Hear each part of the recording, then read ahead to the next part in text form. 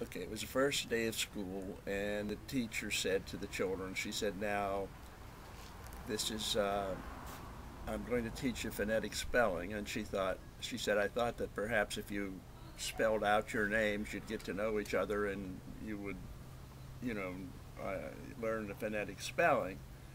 So she turned to the little girl and she said, "What is your name?" And she said, "Well, my name is Mary Johnson." She said, "Well, Mary Johnson, you have your M-A, you have your May, you have your R-Y, you have your E, you have a Mary, you have your John, you have your John, you have your Re-John, you have a Mary John, you have S-O-N, you have your son, you have your Johnson, you have a Re-Johnson, you have a Mary Johnson."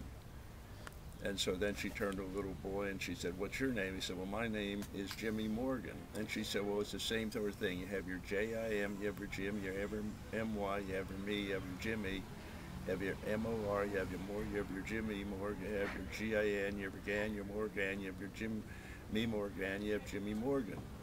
She said, "Is there anyone else that would like to try it?" So finally a little boy put up his hand and she said, "What is your name?" And he said, "Well, my name is Archibald Ashelbrook." And she said, "Well, Archie, go ahead."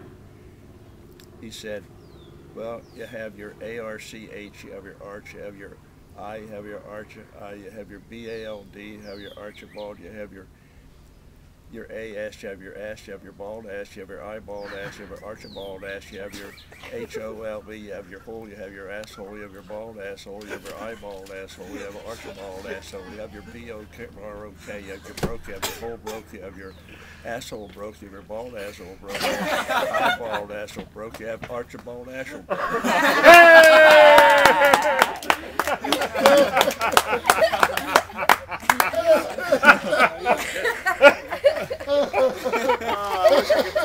I wish I could remember that. Put that on PowerPoint.